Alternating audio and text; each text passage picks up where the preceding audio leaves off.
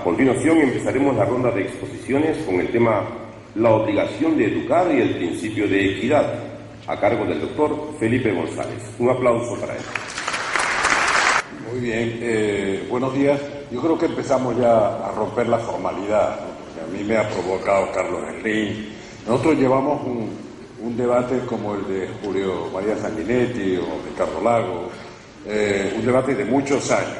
La verdad es que he dicho cosas sugerentes, provocativas, interesantes. La más de todas es que todo puede ser gratuito. Él sabe que no es así, pero es verdad, sobre todo para una educación de calidad. Pero es verdad que la revolución tecnológica nos facilita maravillosos y potentísimos instrumentos para aumentar la calidad y la cantidad del conocimiento disponible a precios que se aproximan a cero. Lo mismo ocurriría con la prevención de la salud preventiva, esa fase previa a tener que hacer tratamientos costosos. Y es verdad que no estamos utilizando, yo como ya he entrado en el debate no he saludado a las autoridades ni al público. Denlo por hecho toda esa parte de formalidad.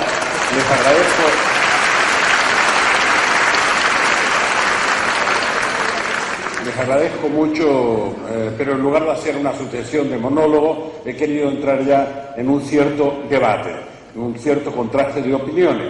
Que crean que ya lo único que nos preocupa, después de muchos años a Carlos Slim y a mí, es que estemos demasiado de acuerdo. Es decir, nos produce un cierto aburrimiento llegar a estar demasiado de acuerdo. Antes hay que tomar distancia para no estar demasiado de acuerdo.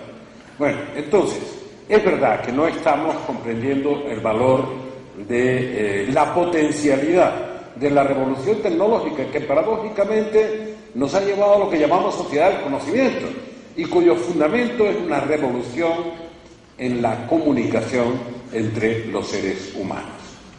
Y esa revolución en la comunicación es la red, lo que Carlos definía en esta tribuna como la potencia infinita de la banda ancha, la capacidad de comunicarse uno con otro en tiempo real. Eso por lo que lucha el ser humano desde que empezaron los primeros flujos migratorios, empezó el correo, con esa angustia de mandar una carta a alguien que estaba lejano y tardar 3, 4, 5, 7 meses en recibir la respuesta cuando se recibía, que ahora haya una comunicación en tiempo real, sin la barrera del espacio y la barrera del tiempo, lógicamente tiene que suponer un cambio sustancial en algo que es pura comunicación, que es la educación. La educación es instrumentalmente comunicar cantidad y calidad de conocimientos que han sido adquiridos a lo largo del tiempo y que los buenos educadores transmiten, cuando son buenos, en cantidad y calidad. Pues ahora tienen un instrumento de comunicación que desborda al instrumento clásico del aula, del profesor que se sube a la tribuna y que le va contando a los alumnos lo que él sabe, lo que conoce, se los va transmitiendo.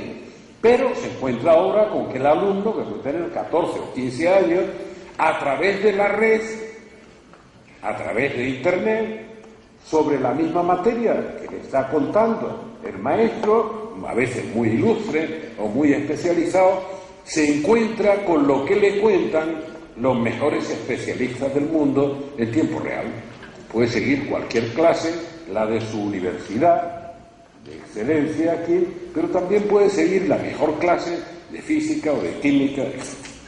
Por tanto, estamos ante una revolución, estamos de verdad conociendo todas las implicaciones de esa revolución de la comunicación que altera la capacidad de conocimiento y de transmisión de conocimientos, que abarata costes hasta aproximándose a cero en algunos de esos instrumentos. Creo que todavía no. América Latina pasa por una etapa de éxito, Europa, incluida España, por una etapa de cierto fracaso, de angustia. Lo curioso y la paradoja es que hemos educado a algunas generaciones mucho más y mucho mejor y que ahora es verdad que tienen un problema no solo de empleo, sino de esperanza de tener empleo. Y se habla ya de una generación perdida, con un enfoque en el que no voy a entrar, erróneo, en la crisis a nivel europeo, pero sobre todo yo les digo aquí, vamos a salir de la crisis económica, más dificultades vamos a tener para salir de la crisis político-institucional en la que nos estamos metiendo. Por tanto, tengo más esperanza de encontrar esa vía de salida, aunque sea por el peor camino, porque Europa yo creo que lo está haciendo mal en su conjunto y dentro de Europa, España, que de encontrar una solución a la crisis político-institucional. Y parte de la esperanza de la respuesta económica es que la educación que se ha ido recibiendo va a permitir iniciativas nuevas, iniciativas innovadoras, a una juventud que busca, por primera vez desde que llegué al gobierno hace 30 años, que cambiaron los flujos migratorios en España, ya nadie salía, país súper especializado en exportar capital humano, no otras cosas, pero capital humano hemos exportado hacia todo el mundo, a veces por razones políticas y otras por razones económicas. Eso se interrumpió hace 30 años aproximadamente, ahora empieza a reaparecer. Me voy a atener a lo que me han pedido, aunque los que me lo han pedido son los responsables máximos del Círculo de Montevideo, saben que me atengo poco a lo que me piden, salvo que me interese. Esto me interesa. Me interesa primero el enfoque, la obligación de educar y el principio de equidad. Distribuir una riqueza como la educación, la formación, es un factor importante para la equidad, sin duda alguna. Por tanto, es una afirmación que seguramente compartimos todos. Para aumentar la equidad social, la educación es el instrumento probablemente más poderoso que tenemos, incluso más poderoso que la asistencia sanitaria, aunque la asistencia sanitaria se prolonga a lo largo de toda la vida, porque la educación es el único instrumento que permitiría avanzar en la igualdad de oportunidades entre los seres humanos. Es muy importante lo que se ha dicho por parte de la ministra de Educación, para que, y también lo ha dicho Carlos Geldín, para que esa igualdad de oportunidades sea razonable a través de la transmisión de conocimiento, es decir, sea equitativa, igual de posibilidades, es muy importante los primeros meses, los primeros años de la vida. Claro, la mentalidad ingeniero de Carlos Geldín inmediatamente se ha traducido en cuanto aumenta el cerebro en esos primeros años de la vida, lo cual es vital, decisivo para el resto de la vida, esa atención en los primeros momentos de la vida, tiene que ver también con la salud y con la formación de capital humano. Pero sobre todo mi reflexión quiere provocar algo diferente. Sin duda la educación es un instrumento de equidad, pero la educación, si se sigue contemplando como un gasto social y no como una inversión en capital humano, estaremos desenfocando lo que necesitamos. Vamos a ver, es una discusión que en América Latina he tenido 80 millones de veces, cuando se habla de crecimiento y equidad. Perú vive una época de crecimiento muy importante, como una buena parte de América Latina. Ya ha dicho Carlos Geldín en lo que él cree, que yo también creo, hay un punto de inflexión en el crecimiento que se produce cuando el producto por habitante llega a determinado nivel. Yo en España lo percibí cuando estábamos llegando a 8.500, 9.000 dólares. Entré con 4.500 en el 82. Pero cuando llegamos a 8.000, 8.500, no es traducible idénticamente ni miméticamente. Pensé, este crecimiento retroalimenta la posibilidad de sostenerlo en el futuro y crea lo que llamamos desarrollo. Pues bien, la discusión que he tenido muchas veces en América Latina es que cuando se habla de crecimiento, se habla de crecimiento y equidad. Crecimiento como un concepto técnico, equidad como un concepto ético o moral. Bueno, lo que les quiero decir es que incrementa la equidad la buena educación, la transmisión de conocimiento, pero no es solo un problema de equidad. Un buen sistema educativo es un problema de eficiencia económica para mantener y sostener en el tiempo el crecimiento. Por tanto, quien no se sienta equitativo quien no se sienta moralmente comprometido con luchar contra la marginalidad o contra la pobreza, etcétera, que vea en la educación un instrumento que va a incrementar la eficiencia en el funcionamiento de la economía y que va a facilitar la inserción del Perú en la economía global con éxito, con capacidad de sostenerlo en el tiempo. El debate de crecimiento con equidad siempre contiene una trampa. Por eso trato de hacerlo chocante. Claro que estoy en favor de la equidad y en contra de la no equidad, pero si la equidad es un problema moral y el crecimiento un problema puramente técnico, siempre podemos relegar la equidad hasta que la prioridad, que es crecer, se cumpla desde el punto de vista técnico. Y digo que no es un problema solo moral, es un problema de eficiencia económica. Es decir, lo ideal sería tener un modelo de crecimiento que, a la vez que produce crecimiento económico, crecimiento del producto, produzca redistribución de ese excedente, de esa renta. Y los mecanismos de redistribución que menos alteran la necesidad de competir, o si quieren, en sentido positivo, que más ayudan a competir en la globalización, son justamente la educación y la asistencia a la salud, la mejora del capital humano. Por eso digo, no lo enfoquen solo como un gasto, es y sobre todo una inversión. Por tanto, tenemos un crecimiento y una redistribución del valor que se va añadiendo, de la renta disponible, que garantiza un acceso, si quieren en términos técnicos, al mercado, o un acceso a la ciudadanía que evite lo que está ocurriendo. Julio María Sanguinetti lo ha citado. Es muy rápida la velocidad, la más rápida de la historia, en salir de la pobreza a millones de ciudadanos. Yo me fijo en Brasil. Muchos millones de ciudadanos que han salido de la pobreza. Pero atención, han salido de algo más importante que la pobreza, pero hay que ver cuáles son las consecuencias. Más importante, quiero decir, conceptualmente, lo más importante desde el punto de vista vital. Han salido de la marginalidad. Ya no son ciudadanos marginales. Si no son marginales, quiere decir que están incluidos. Pero al estar incluidos, son portadores de derechos y de obligaciones. Lo primero que emergen son los derechos. Mientras que han vivido en la marginalidad, se sienten marginados, no se sienten parte de esa sociedad. Y la sociedad tampoco los ha sentido parte de ellos. Pero ahora han superado la marginalidad y ahora son ciudadanos dispuestos a exigir derechos.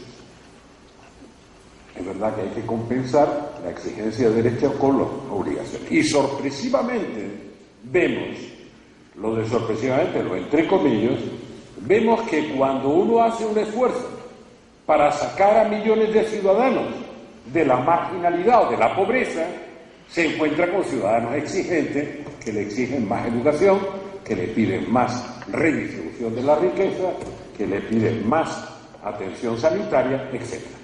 Lo cual nos desconcierta mucho a los gobernantes, a los políticos. Hemos sacado 50 millones de la pobreza. Sí, ahora quieren educación para los hijos, ahora quieren asistencia sanitaria, ahora quieren que se cuiden los derechos ciudadanos. Los especialistas en lo que digo son los chilenos, que son, desde que tenían $6.000 per cápita, son ciudadanos que exigen sistemas de salud y de educación como si tuvieran $25.000 per cápita. Esa es la típica característica de un chileno. Es un ciudadano exigente. Pues bien, primera reflexión sobre la equidad. Por favor, no enfoquen solo el tema en términos de equidad. Es un mecanismo de redistribución del excedente, de redistribución del ingreso, de redistribución de la riqueza que se está generando, que es además el más eficaz para competir en la globalización. Y la segunda reflexión que quería hacer, que en la que estamos aterrizando y tocándola, la educación tiene dos componentes, a mi juicio: la cantidad y la calidad de conocimiento que se transmite.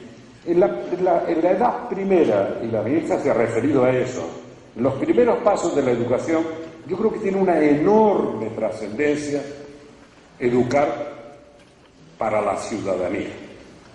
Educar para que los niños aprendan, entiendan y asuman la diversidad de sentimientos de pertenencia, la diversidad de color, la diversidad de preferencia, la diversidad de raíces culturales. Es enormemente importante que se aprenda convivencia y, por tanto, ciudadanía, a mi juicio. Y después estamos entre la secundaria, la cita que se citaban de abandono, la secundaria, y la universitaria, es gradualmente hacia la excelencia. Hay un problema fantástico para el desarrollo, y es que hace falta lo que Carlos Elvin definía educar para el trabajo, es un sistema digno, dignificable, de formación profesional, que además tiene que tener algo de continuidad. No todo el que llegue a la secundaria tiene que ser universitario en el sentido clásico. Y en las sociedades en desarrollo hay siempre una distancia enorme entre una élite de muy buena formación, más o menos reducida, a veces incluso con formación internacional, una base laboral muy amplia y en medio una falta de formación profesional de calidad, de inadaptación a la necesidad que tiene la economía de tener fantásticos soldadores, por decir algo, oficios que a veces incluso se nos olvidan, y que tiene que ser una formación profesional de excelencia. Y detrás de eso una idea en la que insisto desde hace mucho tiempo y que hemos discutido muchas veces. Hay que educar y al mismo tiempo entrenar. Una educación buena para nosotros es siempre una educación que cojea de una parte.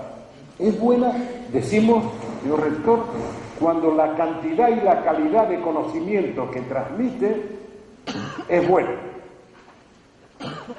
Mientras más calidad y cantidad de conocimiento se transmita, mejor.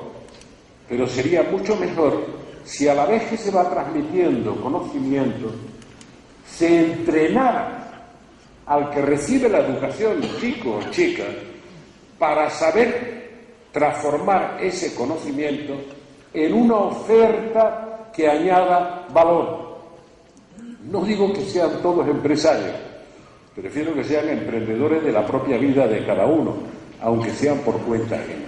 Pero tienen que ser conscientes de que su conocimiento tiene que ser transformado en una oferta, no en una demanda titulada. Dice usted, como yo sé tanto, como dice este título, deme trabajo de acuerdo con lo que dice el título. Entonces, esa capacidad para entrenar desde los primeros años a los que reciben la educación, entrenarlos para transformar el conocimiento en una oferta que añada valor, no pertenece a nuestra cultura educativa. Repito, no pertenece. Y creo que tenemos que transformar eso. Tenemos que cambiar, educar y entrenar. En todo el ciclo. En todo el ciclo. Porque ahora además hay un desafío fantástico que nos hace pensar en los maestros a los que se han referido desde esa tribuna la ministra de Educación. En realidad, ¿qué es un maestro? Si fuera mexicano diría aquel que nos supo enseñar cómo se está parado frente a la vida. No el que nos enseñó bien, que puede que también, matemática, química, física o lengua.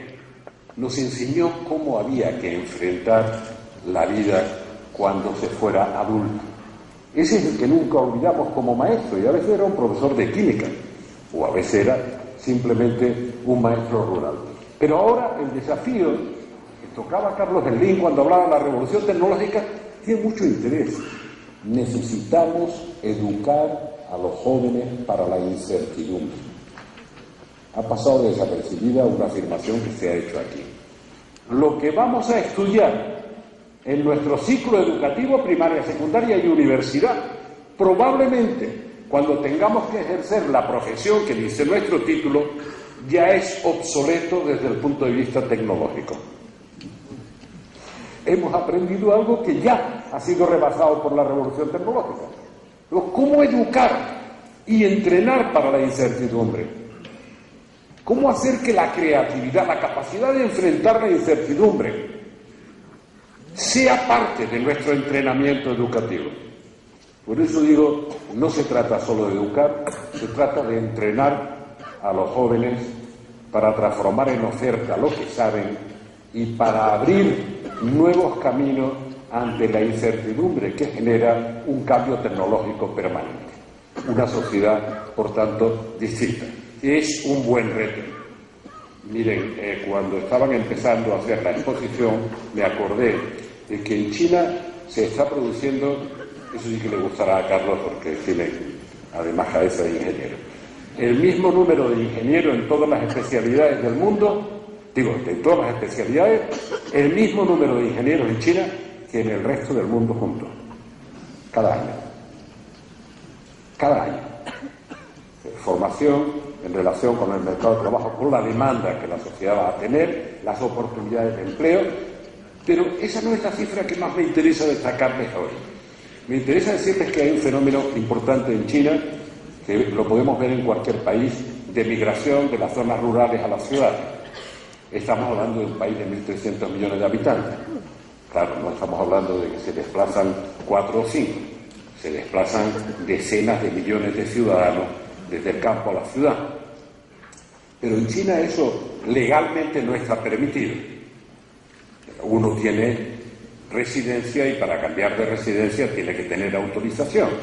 Naturalmente, las oportunidades de encontrar una vida mejor en las ciudades están superando esas barreras legales, ¿verdad? Bueno, solo hay un factor que lo retiene y lo modula: ese desplazamiento, aunque también se ha buscado un procedimiento para superarlo. El factor es que los padres tienen derecho a la educación de los hijos en su lugar de residencia. Por tanto, si cambian de residencia, los hijos no tendrían, si van con ellos, derecho a la educación. Es un mecanismo que ha sido infinitamente más severo. Claro que finalmente se ha encontrado lo que se encuentra en todos los flujos migratorios. Se va el padre o la madre a trabajar a la ciudad y el abuelo o la abuela se queda con los niños en el lugar de origen, pero en China el enorme valor social de la educación, porque los padres a lo único que no quieren renunciar es a que los niños reciban educación. Le parece la prioridad de las prioridades al ciudadano chino. Cuando nosotros consigamos que en nuestras sociedades, en todas, la mayor prioridad, antes incluso que la atención sanitaria, sea la educación de los niños, habremos producido el cambio cultural que la ministra pretende para que se arrope cualquier reforma educativa. Gracias. Agradecemos la intervención del doctor Felipe González. Es momento de presentar al doctor Ricardo Lagos con el tema de las instituciones educativas como garantes de la laicidad filosófica. Recibámoslo con un caluroso aplauso.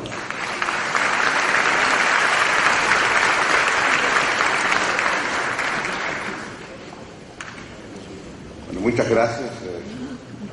Muchas gracias por invitarme a estar acá nuevamente y compartir con todos ustedes. De llegar acá a este Teatro Nacional, que es una demostración de la pujanza de ustedes aquí en Perú, y también un teatro destinado a la cultura que aquí comenzó con fuerza y mucho antes que los antecesores de Felipe González llegaron por estos lados.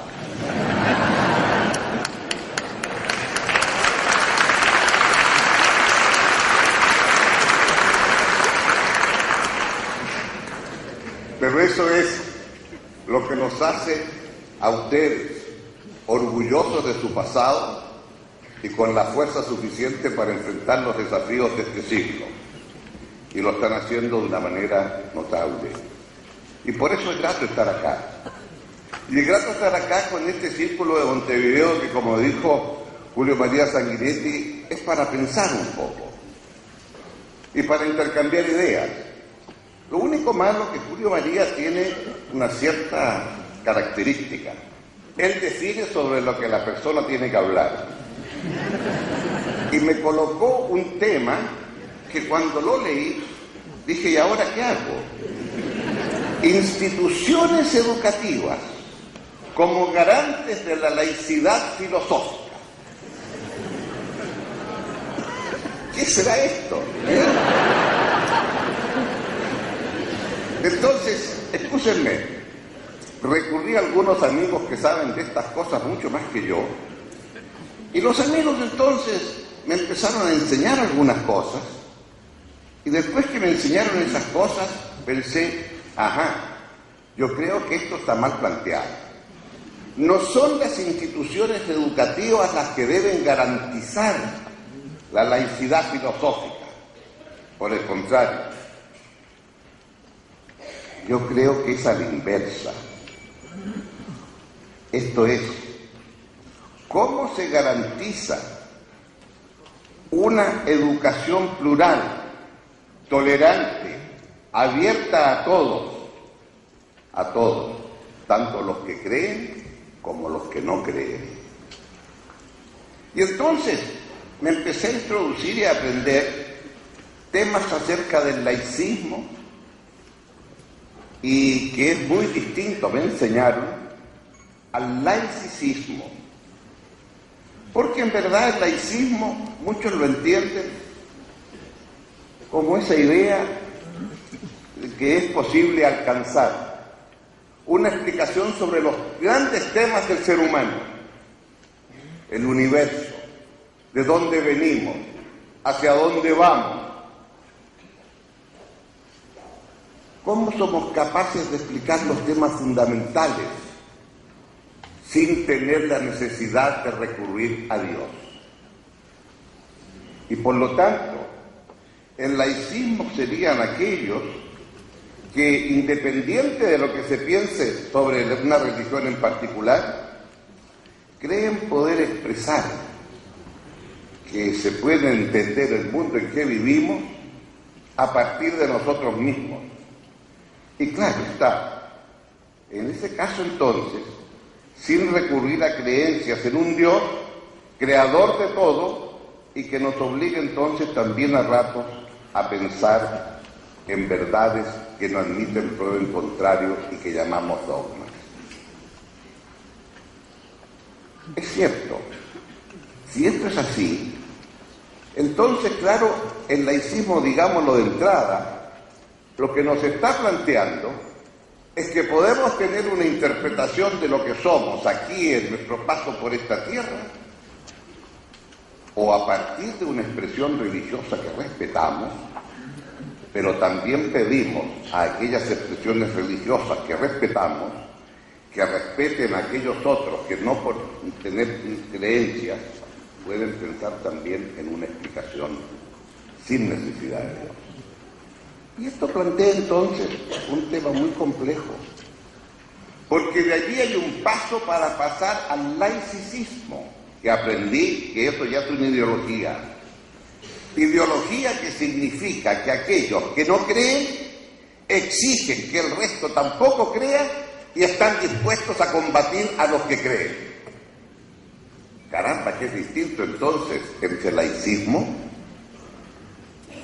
que es pluralidad, y laicismo, que es ideología que quiere combatir la religión y la creencia en un ser superior. Entonces nos vamos adentrando en un tema un tanto complejo, porque ¿cómo entonces somos capaces de avanzar en él? Y algunos entonces dirán que en último término laicidad significa tolerancia, duda dirigida hacia las propias certezas, ironía con uno mismo muchas veces, y claro, se desmistifican todos los ídolos, incluidos los ídolos propios. Si esto es así, entonces algunos dicen que habría un laicismo conciliante y un laicismo militar. Fíjese usted la distinción. El conciliante dice, sí, Independiente que se crea o no se crea en una divinidad, yo estoy dispuesto a aceptar que toda sociedad necesita muchas veces una divinidad, una religión en la cual creer, y bienvenido sea. Y la apoyo. Tiene todo el derecho a expresarse, no solamente a informar, sino a convencer. Pero al mismo tiempo, el laicismo le dirá, acepte también que dentro de esa sociedad, los que no creen tienen tanto derecho a expresión como los que creen. Y por lo tanto, se concilia el laicismo con vivir en una sociedad donde se cree en un ser superior. Y el laicismo militante, en cambio, es aquel que piensa igual que lo anterior, pero dice que precisamente porque nos tenemos que aceptar todos, no acepto que exista una forma en donde usted está mostrando los símbolos religiosos.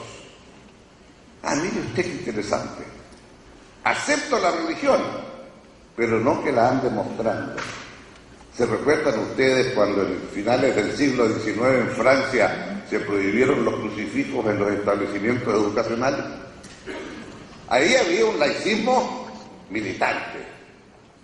O ahora cuando le dicen si usted puede o no puede, ¿verdad?, usar determinados atuendos de vestimenta según sea que provenga o no provenga del Islam. Digo esto porque esto nos lleva entonces a una relación muy estrecha con el Estado y con las responsabilidades educacionales. ¿Por qué? Porque desde este punto de vista, el Estado entonces laico pasa a ser definido simplemente como un Estado no confesional, que separa la religión que pertenece al ámbito privado de los seres humanos del ámbito oficial o formal. Y si usted me apura un poco, digamos que el laicismo ha sido un largo proceso del ser humano por entender que en la vida gregaria que tenemos en sociedad, culminamos con un Estado en donde decimos que no se debe identificar con una determinada religión, sino terminamos con un Estado que debe permitir todas las religiones, por cierto, y su expresión, pero que en aquel conjunto de tareas que le... este debe ser neutral. Y aquí entonces caemos, aquí es lo básico que le exigimos al Estado. Le exigimos la defensa, le exigimos que mantenga el orden interno, le exigimos que haga justicia,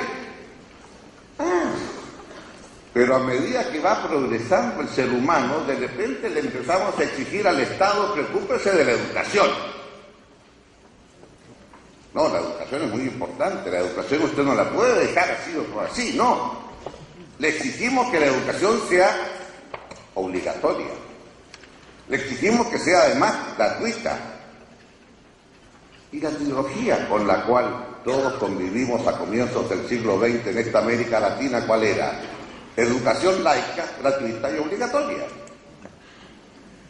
Laica quería decir en consecuencia que es una educación que no está destinada a capturar prosélitos para una determinada creencia, sino que es una educación lo suficientemente abierta porque el tema del proselitismo no corresponde al Estado, que debe ser neutro, y por lo tanto entonces el avance en materia educacional pasa a estar determinado por el concepto de laicidad, esto es, no me comprometo como Estado, como expresión de una sociedad jurídicamente organizada, expresión de la ciudadanía en una determinada forma de mirar, en buena hora.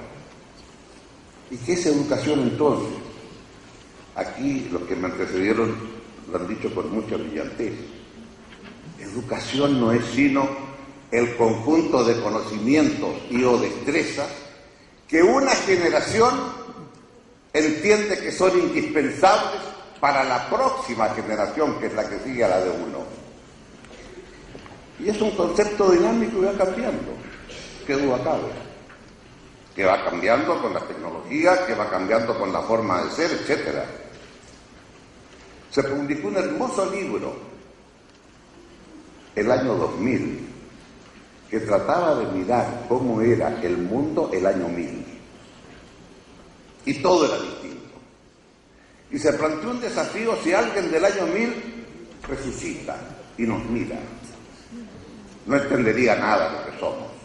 No entendería que puede haber algo que vuele en el aire que se llama avión. No entendería que con un clic en un computador tenemos comunicación instantánea. Nada entendería. Sin embargo, en este libro decía, si se demuestra una pieza, una sala, en donde hay un conjunto de pupitres y jóvenes en cada pupitre, y frente a estos jóvenes en cada pupitre, atrás un pizarrón y una tiza. Ese señor ahí se va a decir, aquí están enseñando. O sea, después de 1000 años, el concepto de enseñar de un profesor en una sala de clase con 20 o 30 alumnos es exactamente el mismo. Queda por ver cómo va a cambiar aquello con las nuevas tecnologías a las cuales se ha referido Carlos Slim y Felipe González. Pero, para volver entonces al tema de la laicidad y cómo vamos a ir entendiéndonos a futuro, digámonos entonces que empiezan a emerger, cuando se le pide al Estado que se preocupe de la educación, hace normal que es el Estado y el Ministerio de Educación el encargado de tomar aquello. Sí. Pero también hay un otro principio tan importante como este. Es cierto, le obligamos al Estado, eduque. ¿Y qué es la historia del siglo XX en América Latina en materia educacional? Vea usted los mensajes de todos nuestros presidentes a lo largo del siglo XX. En mi periodo presidencial hemos aumentado XXX el número de escuelas. Tenemos una cobertura de tanto. Y la gran lucha educacional fue la lucha de la cobertura. Tenemos 60% de cobertura, 80% de cobertura. Estamos llegando al 100% de cobertura en educación primaria. Y después, ¿qué cobertura en secundaria? Y claro, descubrimos que cuando creemos haber llegado al desideratum, que es el 100% de cobertura en primaria o después en secundaria, descubrimos que sí, tenemos cobertura, pero tenemos diferenciales en calidad que son abismantes. Y ahí entonces viene un desafío infinitamente más complejo y difícil. Pero este laicismo que nos dice cómo debe ser la escuela, es cierto, es obligación pública porque la educación es un derecho. Pero hay otro principio tan importante como este en un sistema democrático. Sí, yo le exijo al Estado que eduque, pero también le exijo al Estado que exista libertad para educar y que él no tenga el monopolio de la educación, porque yo, ser humano, tengo también derecho a decir, yo quiero educar a un conjunto de ciudadanos de mi país como a mí me parece que habría que educar. Y el principio, por tanto, de la libertad de enseñanza pasa a ser un principio mayor dentro de todos nuestros sistemas.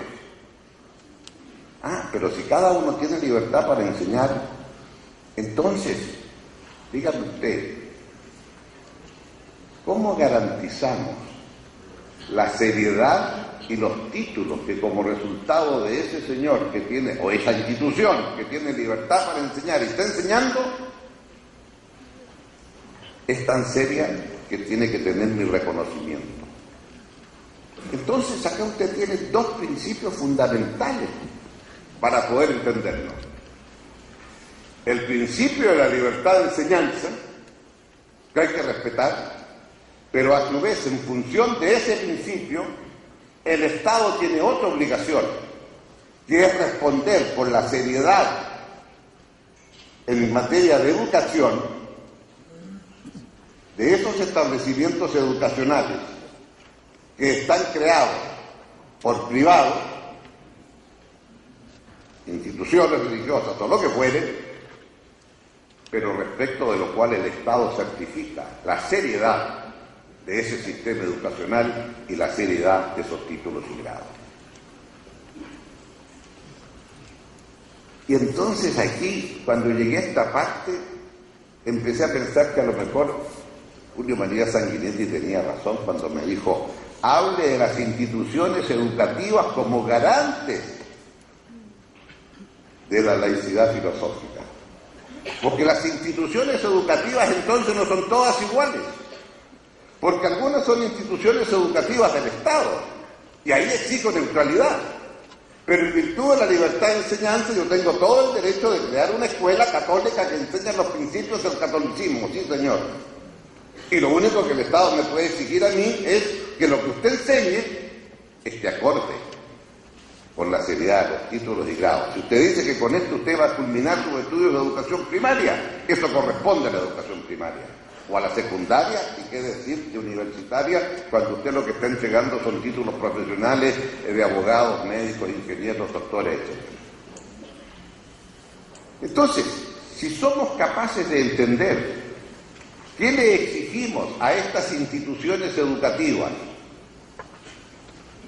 y cómo entonces distinguimos que así como hay un Estado no confesional, pueden haber instituciones educativas que preconizan una cierta confesionalidad. El tema, sin embargo, es que aquí tendríamos dos clases de instituciones: las públicas y las instituciones en función de la libertad de enseñanza privada. Pero el mundo se nos ha hecho más complejo, porque aquí, con toda la razón, nuestra ministra nos decía: es que la educación es un derecho. Obviamente, es un derecho. Pero algunos han descubierto que siendo la educación un derecho, y habiendo una cantidad tan grande de personas que en el mundo de hoy quieren educarse, la educación también puede tener caracteres de un negocio. Los que entendemos que la educación es un derecho, los que entendemos que la educación es una obligación primordial del Estado para con sus ciudadanos, sin perjuicio de la libertad de enseñanza y el derecho a una educación privada, en escuelas privadas o en universidades privadas. Tenemos que reconocer que hoy hay entidades que tienen 400.000 alumnos en el mundo y cuyas acciones se transan en la Bolsa de Nueva York. Y en consecuencia, esas instituciones educacionales privadas tienen fines de lucro, porque si no, esa acción no se transa en la Bolsa de Nueva York. Y aquí entonces nos introduce un tema de una gran complejidad. Porque entonces tenemos instituciones educativas de muy diferente carácter. Y es cierto lo que dice Felipe que pasa en mi país, que creo que es algo que nos va a empezar a pasar a todos en esta América Latina. Reduzca usted los niveles de pobreza de 40 a 20 o a 10%, y aquellos que están dejando atrás la pobreza tienen ahora nuevas demandas, y la número uno de esas demandas es educación para mis hijos. Y quiero que mi hijo llegue a donde yo no llegué. Y en el Chile de hoy, de 10 jóvenes que están en educación superior, 7 son primera generación. 7. Muy orgulloso. Miren lo que contamos por el mundo. Lo único malo, que esos 7 tienen que pagar por esa educación, y como no tienen cómo, se da crédito, y como se cobra muy cara la tasa de interés, están acogotados y no tienen cómo pagar.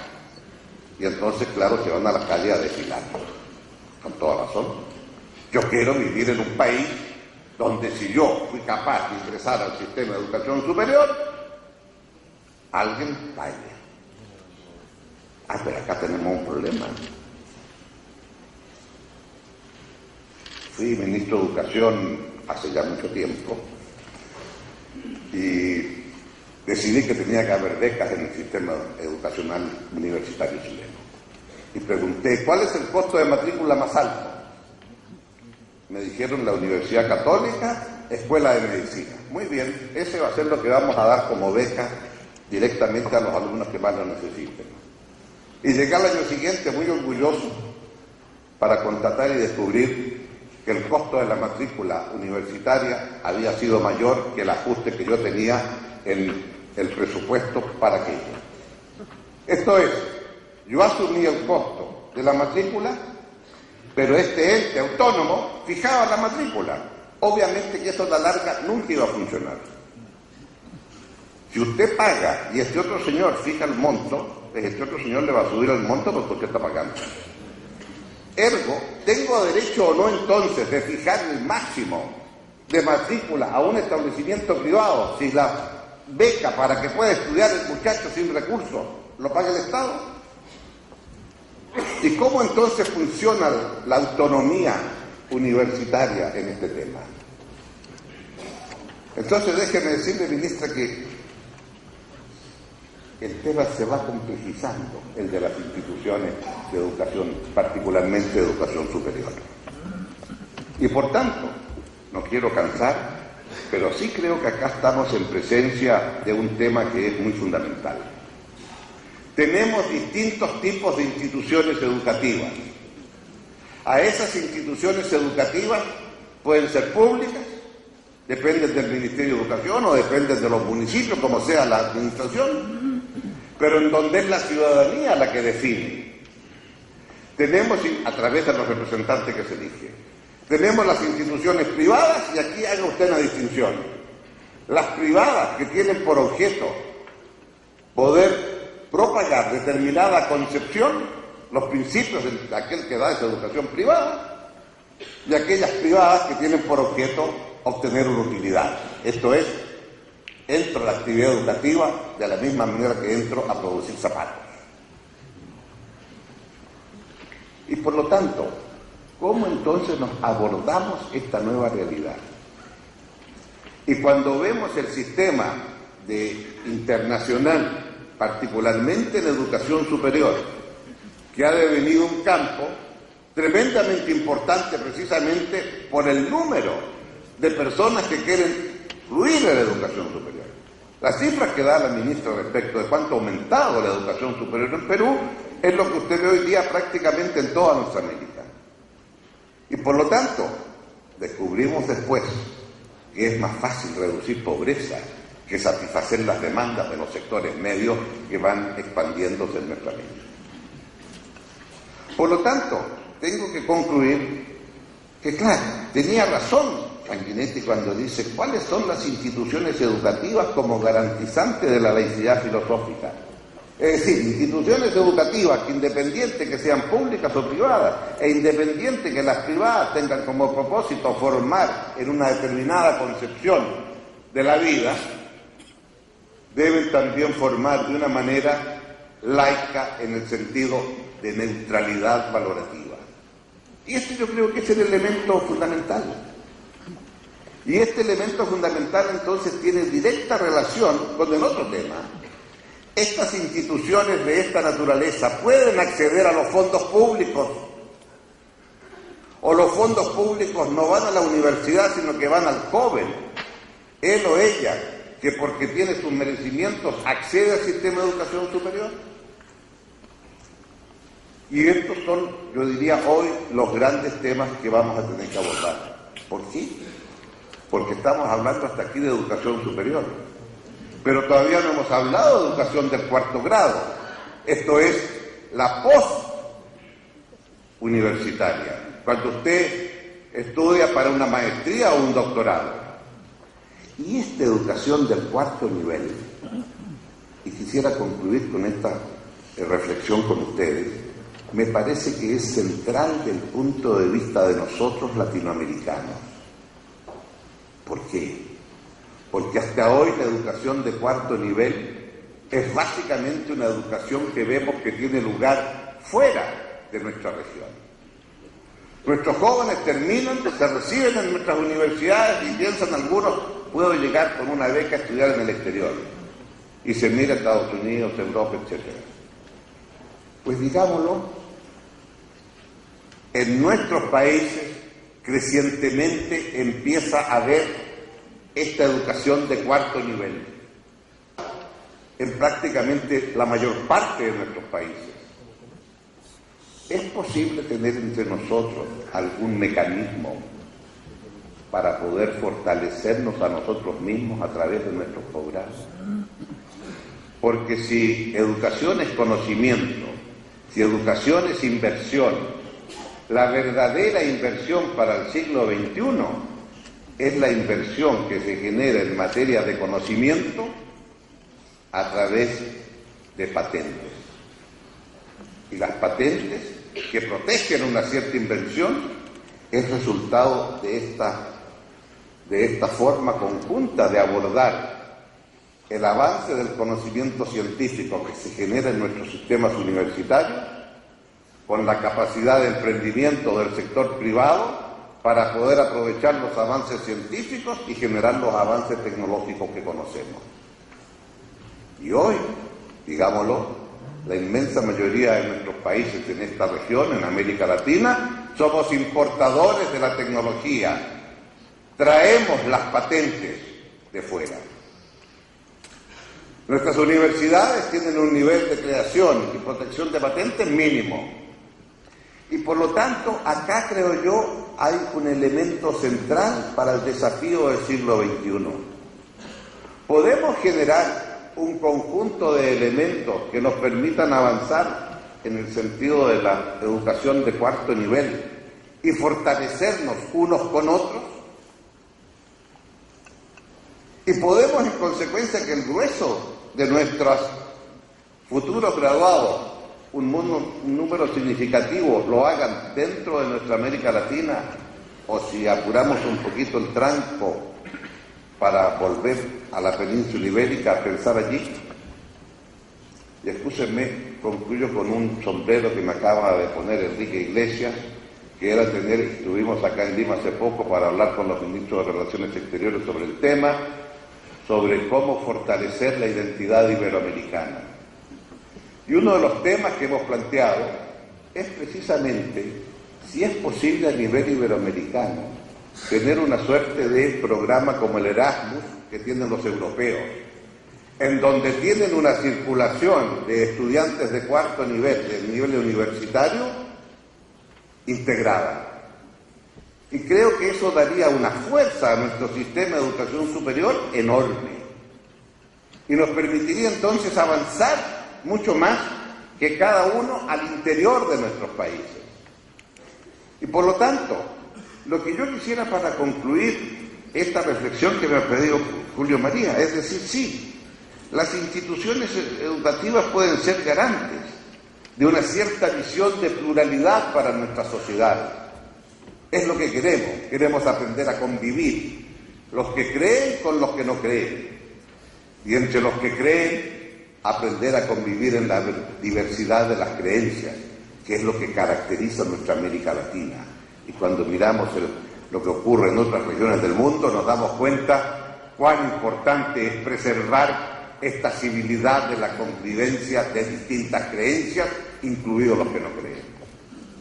Y junto con ello yo diría, ¿cómo somos capaces ahora entonces nosotros latinoamericanos de entender que para poder tener en este ámbito de la educación superior un avance más adecuado, ser capaces también de, en este mundo cada vez más global, entender que la globalización nos obliga a actuar mancomunadamente? Si se ha globalizado en educación superior para que alguien tenga 400.000 alumnos desparramados en distintos continentes en el mundo y que de esto hace un buen negocio, ¿con qué mayor razón no podemos nosotros, aquí en América nuestra, ser capaces de percibir una forma de avanzar? Y en este contexto me parece que hay muchos mecanismos que podemos tener y que si lo hacemos nos permite afirmar nuestra independencia. Sí, sería nuestra segunda independencia, no la que logramos hace 200 años, ¿verdad? cuando nos apoyamos unos a otros, pero ahora es lograr una independencia respecto del conocimiento, porque si no, nuestras economías van a estar destinadas a seguir siendo importadores de tecnología que se produce en otros lugares y pagando por esas tecnologías que estamos importando. Si queremos una verdadera independencia, ¿cuántas de estas nuevas tecnologías las podemos crear en nuestros propios países? ¿Y cuánto podemos avanzar si en lugar de hacerlo al interior de cada una de nuestras sociedades, podemos avanzar mancomunadamente? Esa, claro, es tarea de la política en grande. Y para esa política, la palabra en último término la tienen los ciudadanos. Es en ese contexto que me parece que, claro, tenemos instituciones educativas diversas, distintas, que plantean desafíos políticos diversos y distintos. Pero del punto de vista de la concepción global educativa, esa recae en las instituciones del Estado, porque la educación hace mucho tiempo que es materia de preocupación del ciudadano, y el ciudadano le da instrucciones a sus representantes, al presidente de la República, a los ministros, a los parlamentos, al Poder Judicial, de cómo poder ejercer la tarea educativa para asegurarnos que la próxima generación tenga las mismas posibilidades que esta. A sabiendas así que cada vez es más difícil definir los contenidos educacionales, porque cada vez es más cierto que el futuro ya no es lo que era, como dice un libro en el cual participó Felipe González y Servián, que el título me pareció refleja exactamente el desafío que tenemos. El futuro ya no es lo que era.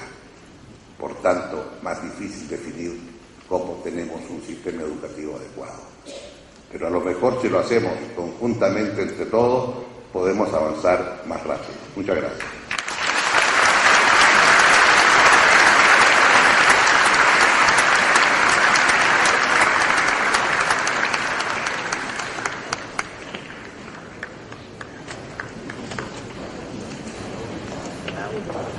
Agradecemos la intervención del doctor Ricardo Lagos. A continuación hará uso de la palabra el señor Claudio de Moura Castro con el tema Enseñar para el siglo XXI. Recibámoslo con un caluroso aplauso. Buenos días. ¿Cómo educar para un futuro que no sabemos cómo va a ser? Dos preguntas. ¿Qué enseñar? ¿Cómo enseñar? Adelantando un poco los resultados, lo que enseñar voy a ser muy conservador y en lo cómo enseñar voy a ser subversivo. Muy bien. La constante es el cambio, ¿no?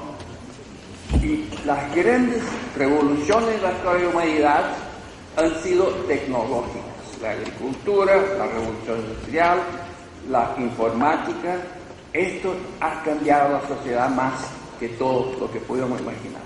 Y la velocidad de cambio es cada vez más elevada, ¿no? Y, por supuesto, los cambios tecnológicos tienen sus implicaciones para la educación. Y lo más obvio es que sube la proporción de empleos que requieren educación y sube la proporción de educación que se requiere para cada empleo. Es decir, hay una explosión en la necesidad de educación. Entonces, ¿qué debemos enseñar a la gente? ¿Qué vamos a hacer con nuestras escuelas? Vale. Para resumirlo, tenemos que enseñar a pensar. Hay que educar para pensar y no para coleccionar informaciones. No sabemos qué conocimientos vamos a necesitar o las nuevas generaciones van a necesitar en el futuro. Pero esto no significa que tenemos que enseñar un poco de cada cosa. Al contrario, yo creo que tenemos que tomar decisiones que son muy difíciles. En principio, el profesional de alto nivel no es o un generalista o un especialista. Él es los dos. un especialista que también tiene una muy buena formación general. Esto creo que hay que entender. Voy a leer una cita aquí que nos lleva a la idea de cómo se aprende a pensar. Si las estudiamos científicamente, no importa si elegimos geología, biología o lo que sea, necesitamos conocer profundamente un grupo restricto de hechos y sus relaciones unos con los otros y con las fórmulas que expresan su secuencia. Esto fue escrito en los fines de los 1800 por un señor que se llama Carl Pearson, que es uno de los 2 o 3 grandes nombres de la estadística. Yo creo que aquí está la llave de una buena educación. Focar en un asunto más o menos restricto y aprender a pensar manejando las leyes, los teoremas, las fórmulas, los hechos de este ejemplo o de este campo de conocimiento. Bueno, entonces, esto quiere decir que la mejor educación es dominar el método científico, porque aquí estamos hablando de método científico. Entonces, si queremos saber cuál es la mejor educación, de un lado tenemos que entender, hay que aprender a pensar con rigor. Esto es lo que sirve si no sabemos qué vamos a hacer después. Pero al mismo tiempo tenemos que convivir con la explosión de conocimiento, ¿no? Se dice que la vida útil del conocimiento es cada vez más corta. ¿Verdad? ¿Mentira? Sí y no. La información puede tener una vida útil corta. Pero aprender a pensar no se queda obsoleto. Esto tiene un valor eterno, si podemos decirlo. Esto es lo que sirve para enfrentar nuevas situaciones que no sabemos. Y después del Google, el desafío de obtener información es trivial. No, ¿para qué memorizar si está en el Google? Y si estaba el Google en la computadora, ahora está en el bolsillo, ¿no? Entonces, el desafío es evaluar la calidad de la información. Esto sí que la educación tiene que concentrarse. A evaluar la calidad y utilizarla bien. Pero utilizarla bien no es muy diferente de tener una buena educación. Pero, en una sociedad tecnológica, ahora cambiamos de asunto, porque vamos en la otra dirección. Las humanidades están obsoletas. Esta pregunta, los americanos la discutían en el mediado del siglo XIX y seguimos discutiendo hoy. Y si no discutimos, deberíamos discutirla. Voy a hacer una cita. ¿Qué es una buena educación? El profesionalismo prepara para alguna cosa. La educación permite comprender la importancia de estas cosas. Aquí me refiero a lo que el señor Felipe González estaba diciendo. La importancia de estas cosas. El profesionalismo es transitorio. La educación es permanente. Entonces, el desafío es encontrar el buen equilibrio entre profesionalismo y una educación para toda la vida. Esto es el gran desafío que siempre tendremos que enfrentar. Esto lo dijo Whitehead en una conferencia en Harvard en 1917. Por lo tanto, es viejo y es absolutamente actual. Cómo combinamos las humanidades, la educación, el aprender a pensar con enseñar a hacer algunas cosas, que nos hablaba Felipe González. Bueno, entonces, ahora 2 citas bonitas, podemos decir. Educación es la capacidad de separar lo que hace sentido de lo que no hace. Segunda cita, es la brújula para el viaje de la vida. Me gustan las dos. Y entonces hay que aprender a leer el mundo con sus angustias, sus dilemas, es decir, lo cierto y lo raro, lo malo, lo bueno, los peligros, los modismos que no podemos esclavizarnos al efímero, las ventanas de oportunidades. Pero esta lectura requiere otra alfabetización, la alfabetización en las humanidades. El alma humana no cambió.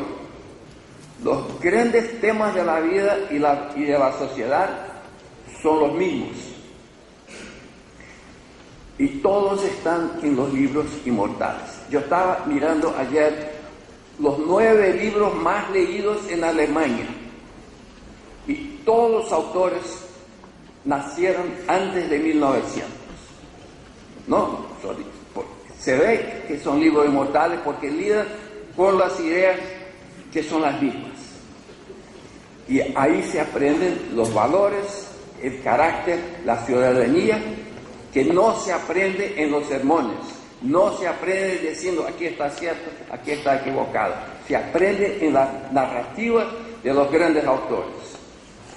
Pero el cómo, el cuándo y el cuánto de enseñar a las humanidades sigue siendo un desafío tremendo. Es muy difícil manejarlo bien. ¿No? Bueno, ahora, la gran revolución. Esto sí que yo creo que hay que ser subversivo. En la educación, entre Whitehead, Pearson y otros cuantos, y los grandes educadores, lo que había que ser dicho ha sido dicho. Pero, ¿cómo enseñarlo? Aquí tenemos los problemas. En primer lugar, la escuela formal que suministra diploma, ignora el avance de la teoría cognitiva. Tenemos como 30 años, por lo menos 30 años de investigaciones que dicen, este sirve, este no sirve. Y se habla hoy día de educación basada en evidencia, como son basadas en evidencia, su eficacia es basada en evidencia. Entonces ahí hay una colección de principios que no solamente lo menciono. En primer lugar, se sabe hoy día que la contextualización es fundamental. Las narrativas, hacer el cuento, contar historias es fundamental. La estructuración, es decir, detallar lo que va a pasar en el salón de clase, porque no podemos contar con buenos maestros en todas las clases. La inteligencia de las manos, la escuela se olvidó que existe. Aprendemos con las manos, aprendemos con el práctico, aprendemos haciendo errores, aprendemos nos golpeando el dedo con el martillo. Y hay que aplicar. Hay un principio muy serio hoy día de educación que dice, si no aplicamos, no entendemos. Y la escuela no aplica. Entonces, lo que significa no entendemos. En suma, hace 50 años teníamos un salón de clase pre-científico. ¿Por qué? Porque no había una ciencia que decía esto sirve, esto no sirve, esto es bueno, esto es malo. Hoy día tenemos un salón de clase anticientífico, porque ignora lo que ha producido de muy interesante, muy sólido la investigación de los últimos años. Muy bien. Entonces, lo que tenemos que tener es la gran revolución en el salón de clase. Ahí sí yo soy subversivo. Hay que cambiar y hay que cambiar mucho, porque la situación presente no es buena. Ahí nos viene la salvación tecnológica, ¿no? Viene el correo, que va a hacer la gran revolución de la educación. No necesitamos escuela porque tenemos correo, así se decía. Viene el cine, que el mismo Edson decía, bueno, con el cine no necesitamos escuela. Viene la radio, lo mismo, viene la televisión, la gran revolución, viene la computadora, viene el internet, vienen los smartphones, viene la red social, viene el MOOC. Cada uno de ellos nos promete una gran revolución. Pero en la escuela académica esta revolución no pasó y no hay indicios de que se va a pasar. Hay una tremenda colisión entre la sociología de la escuela y la tecnología educativa.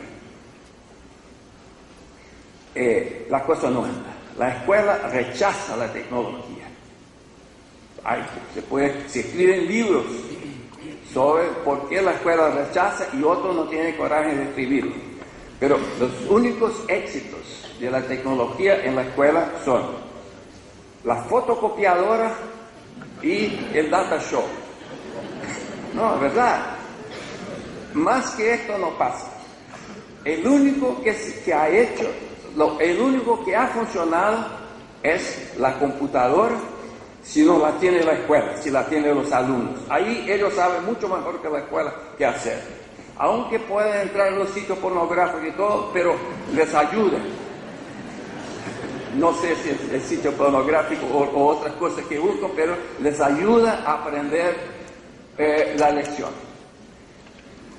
Entonces, se puede decir, y yo creo que los economistas lo han comprobado, que la peor inversión que se puede hacer en una escuela es poner computadoras, desde el punto de vista de costo-beneficio. Ha sido rechazada por la escuela en todos los países que conozco.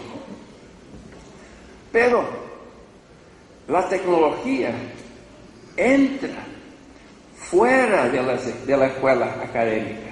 Está entrando, está invadiendo fuera de la escuela.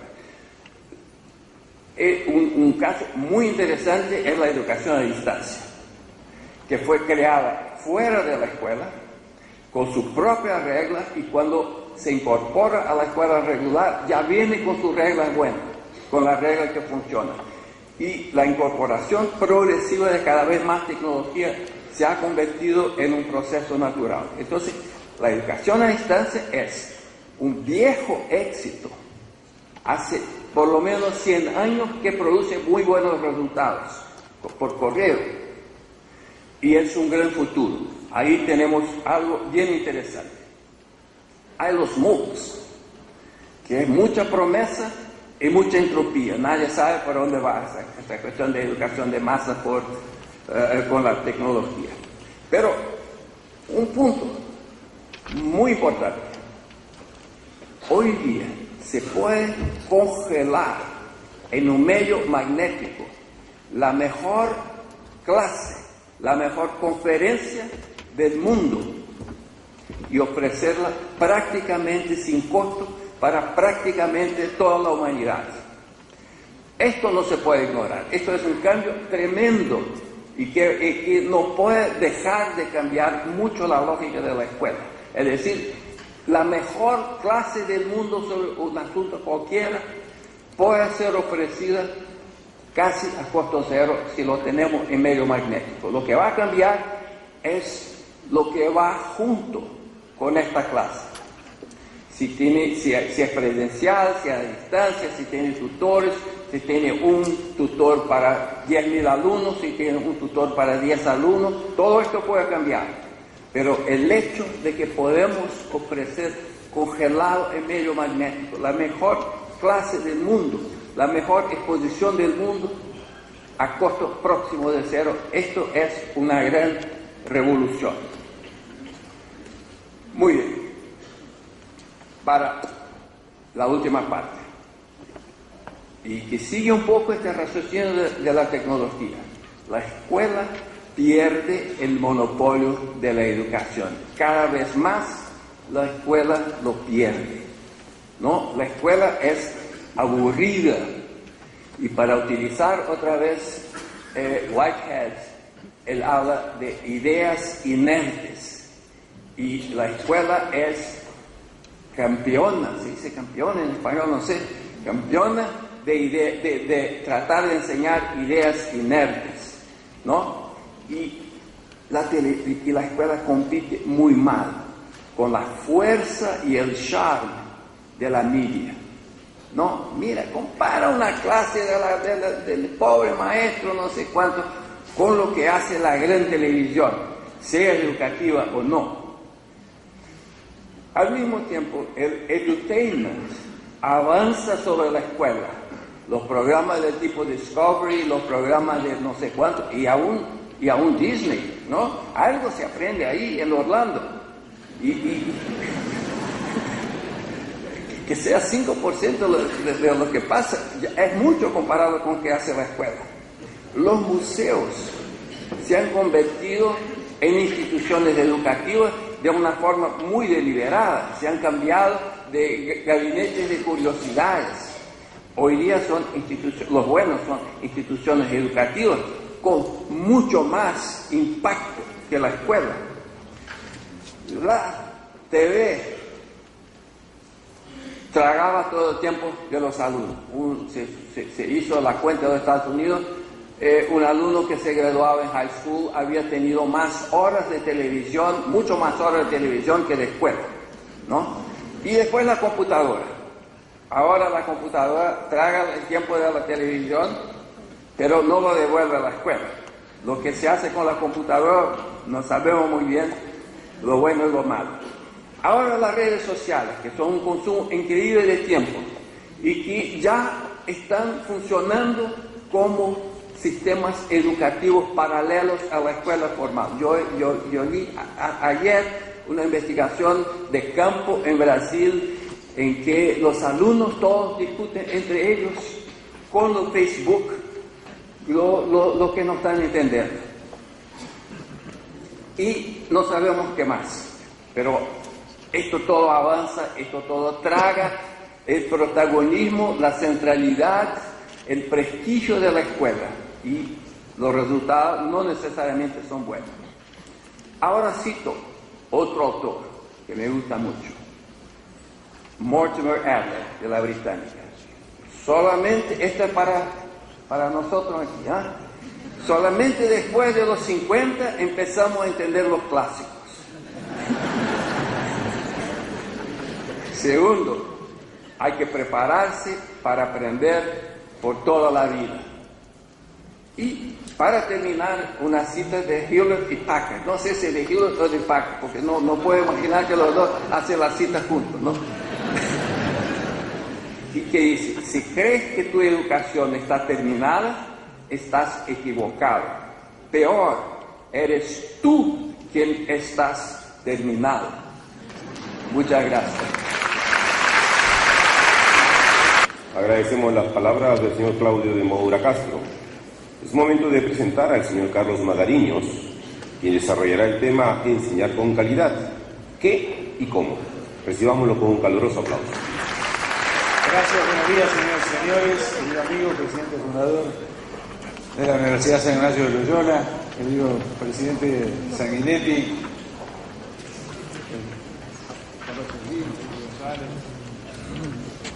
queridos todos amigos, me da mucho gusto compartir con ustedes unas reflexiones esta mañana acerca del significado de educar con calidad.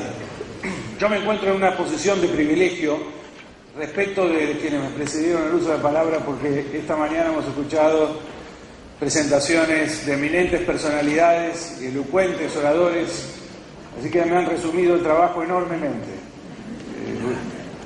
Les quiero anticipar entonces que yo voy a tratar de concentrarme en aquellas cosas de la intervención que preparé que me parece que agregan algún valor o alguna idea a los comentarios tan precisos, edificantes, constructivos y claros que escuchamos esta mañana.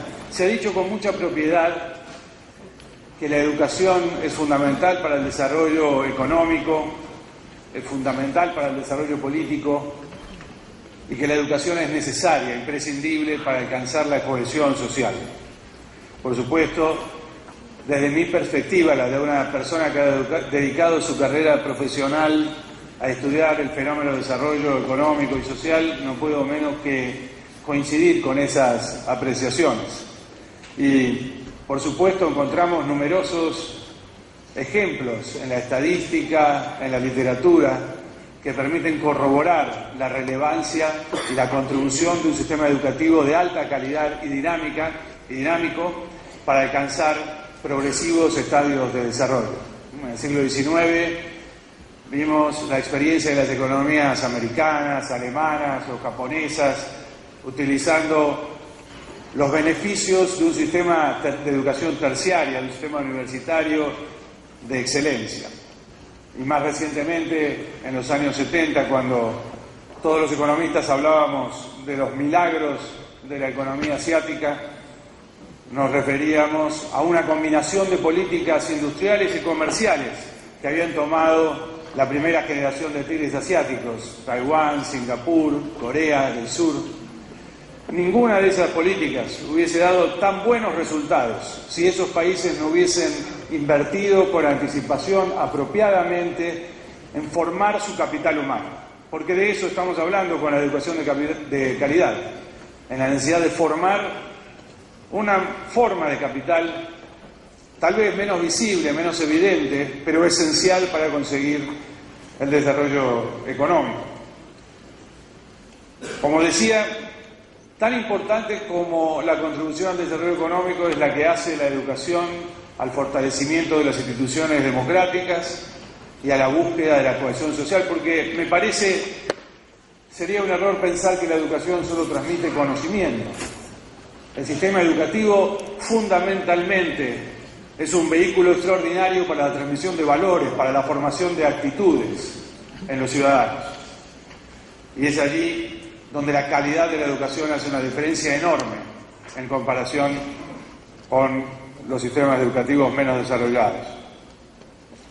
La pregunta más seria que me parece que podemos hacernos a esta altura del debate es cómo vamos a trabajar sobre esos conceptos frente a un mundo que está cambiando constantemente de diversas formas. En el Círculo nos gusta decir que más que una época de cambios enfrentamos un cambio de época.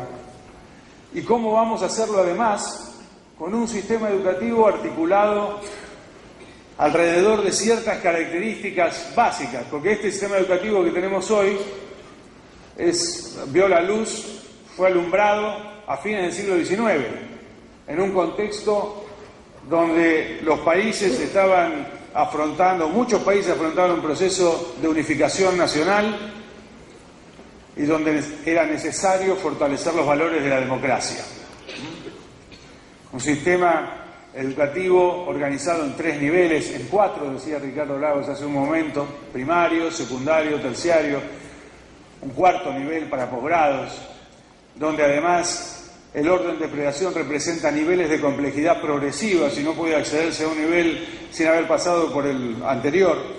Un sistema organizado alrededor de la edad de las personas, que tiene mucho que ver con el lugar que esas personas reciben en una estructura social, aún con el propósito de incluir a todos de manera igualitaria en esa estructura. Este esquema portaba un sentido en la triple dimensión de su significado. Tenía un fundamento, una unidad y una finalidad. Para mí esas son las dimensiones del sentido de este esquema, ¿no?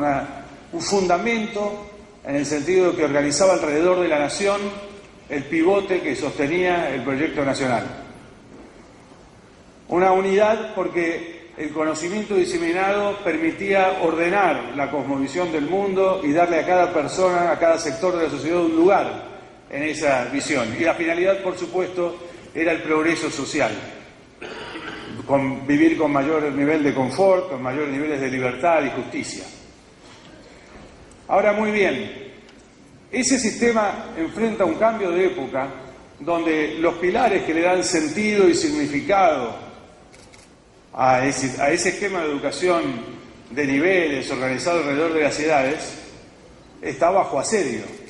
El Estado-Nación sigue siendo fundamental para la organización de las sociedades, pero hace 2 décadas al menos que se encuentra bajo asedio del proceso de globalización en 2 sentidos. Por arriba, debido a las organizaciones nacionales, los tratados de comercio o los tratados políticos, que ofrecen enormes oportunidades, pero al mismo tiempo reducen los márgenes de maniobra en la determinación de políticas. Y por abajo, por debajo del nivel nacional los reclamos de identidad de los nacionalismos, tan frecuentes y cada vez más referenciales. Por el lado de la democracia también aparecen nuevas demandas. En el siglo pasado, en el siglo XX, el desafío que tenía el sistema democrático era el de su propia supervivencia como sistema. Tal vez ahora no lo vemos con tanta claridad, pero yo creo que en el siglo XX la democracia sobrevivió y se impuso como el mejor sistema de gobierno, con excepción de todos los demás, como le gustaba decir a Churchill, por un margen mucho menor del que muchos de nosotros pensamos.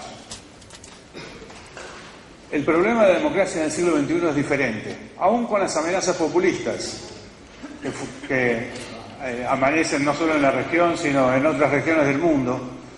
El problema de la democracia en el siglo XXI, en lugar de sobrevivir, parece ser el de resolver los problemas concretos de la gente y asegurar niveles de mayor participación, igualdad, justicia para las minorías. Es en ese contexto en el que tenemos que educar para el desarrollo, tenemos que educar para la democracia y tenemos que educar para la cohesión social.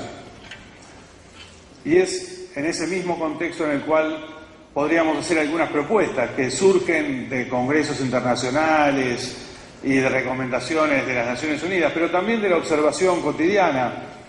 Yo tengo el privilegio de poder trabajar en varios países, con varias oficinas, y ver allí que estas ideas se reproducen de un modo bastante similar. Me refiero al fortalecimiento de la educación en las minorías o los segmentos en estados de vulnerabilidad, principalmente enfocando este proceso a la integración de programas de educación en salud, programas de temática indígena o de formación para las comunidades rurales. Esto significa revitalizar el entendimiento de la cultura como capital del conocimiento y como recurso para las necesidades individuales y comunitarias. Las capacidades culturales también pueden proveer oportunidades de trabajo y promover un desarrollo económico inclusivo. Y al mismo tiempo es necesario trabajar en este terreno para fortalecer la igualdad de género en el acceso a la educación, sobre todo en los sectores posteriores a la educación primaria y posteriores a la educación secundaria, donde se registra la mayor deserción por parte de este grupo. En materia de educación para el desarrollo económico, me parece importantísimo tener en cuenta que los cambios que estamos viviendo, producto de la innovación tecnológica, generan un desafío enorme, sobre todo para los jóvenes. Vivimos en un mundo donde los jóvenes tienen 3 veces mayores posibilidades de enfrentarse al desempleo que la población madura, y donde 1 de cada 2 jóvenes en el mundo desarrollado no encuentra trabajo hoy en día. Y eso tiene mucho que ver con los sistemas de educación a los que me refería antes, estratificados y organizados alrededor de la edad. Me parece importantísimo comentarles algunos resultados de encuestas realizadas por Naciones Unidas y por otras organizaciones multilaterales que revelan que el 78% de los jóvenes, nada menos, piensan que un número creciente de puestos de trabajo que existen hoy en día desaparecerán en la próxima década y que ellos deberán prepararse para trabajar en puestos de trabajo que hoy todavía no están apropiadamente definidos.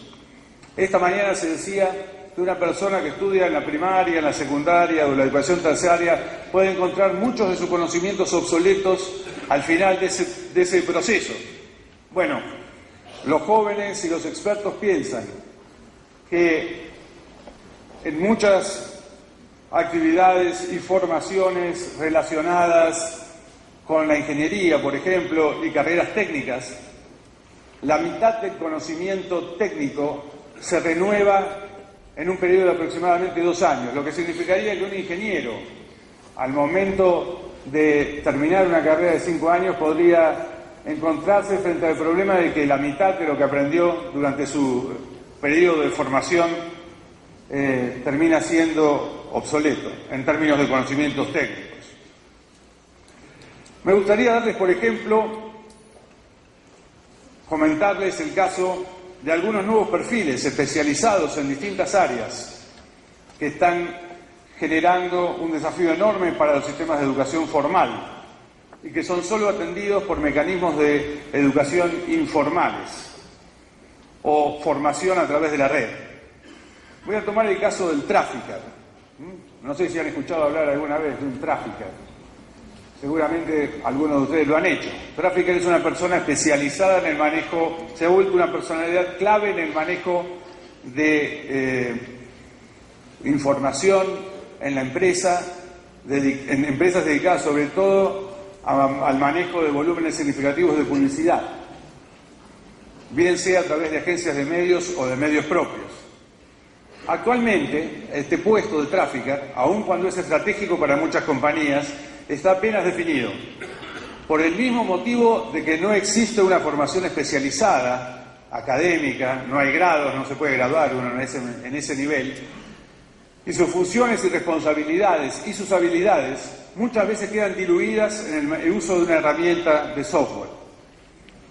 Las actuales herramientas de advertising no gestionan adecuadamente el inventario de información disponible, frecuencias, países, segmentaciones y varios otros que requieren unificación debido a que el usuario que navega por la red no es un sujeto único u homogéneo que tiene una única finalidad. Esto convierte al trafficker en una suerte de estadístico avanzado, donde además sabe un poco de todo. Sobresalen sus dotes de relacionista público, capacidad de análisis, uso de ratios, estimaciones, entre otros aspectos más formales. Lo cierto es que el trafficker no se estudia, se forma y requiere una considerable inversión de tiempo a fin de obtener las cualificaciones profesionales necesarias en esta área. Entonces, queda preguntarse, ¿dónde se forman estos perfiles especializados? Ya no se trata solamente de discurrir entre educación pública o educación privada, sino también entre los mecanismos de educación formal y los mecanismos de educación informal. Me gustaría concluir mencionando algunas tendencias que se observan en el mundo frente a esos fenómenos. El primero es el fortalecimiento de la educación continua, es decir, el estudio postuniversitario o escolar que se aparta de los paradigmas basados en logros específicos y metas sistémicas. La educación busca como objetivo proveer un amplio éxito al alumno y debe estar fundamentado en el aprendizaje continuo fuera del ámbito escolar. En segundo lugar, los procesos educativos prestan más atención al dominio de los procesos y a la comprensión de los conceptos, moviéndose de la instrucción al entrenamiento, como se decía hoy mismo. Es decir, del teaching al coaching de alumnos para que puedan aprovechar al máximo sus capacidades y formar mayores habilidades. De lo que se trata es de romper el aislamiento de las instituciones educativas y abrirlas a las necesidades de la sociedad, reconfigurando los acuerdos con otras agencias socializadoras como la familia y los medios de comunicación. En definitiva, las previsiones para el futuro mucho tienen que ver con la personalización de los programas de estudio de acuerdo a las necesidades y motivaciones de los estudiantes. Me parece, querido presidente, que estas son algunas ideas que pueden fertilizar el debate tan ilustrado e inteligente que hemos tenido durante esta mañana. Muchas gracias.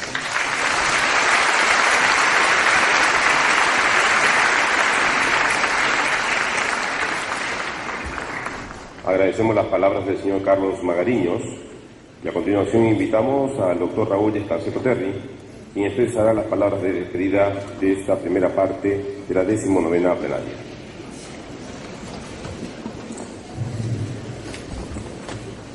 Nuevamente nuestra gratitud al presidente Julio María Sanguinetti y al doctor Carlos Slim por habernos dado la gran oportunidad de organizar este maravilloso evento. Y solamente recordarles que nos deja en el tintero un gran reto. Este crecimiento de la América Latina en estos últimos años ha generado el nacimiento de una nueva clase media. Y como bien se ha dicho aquí, tanto con Felipe González como Carlos Slim y el presidente Julio María Sanguinetti, lo primero que esa clase media está demandando es una mejor, una más grande educación. El problema que tenemos, y no es un tema resuelto, es cómo vamos a poder nosotros ampliar los servicios con los mismos maestros que tenemos. En el corto plazo es imposible duplicar la calidad de los maestros en el muy corto plazo ante la demanda y la exigencia de esa nueva clase media. La única manera que tenemos, que también se ha dicho aquí, es por esta revolución tecnológica y utilizar todos los medios digitales y la banda ancha que se pueda tener a mano para ir al encuentro del educando y llevarles educación de calidad. Ahí donde están los ayenincas, los machinencas, ahí donde es imposible transferir un maestro. Muchas gracias y que Dios los bendiga.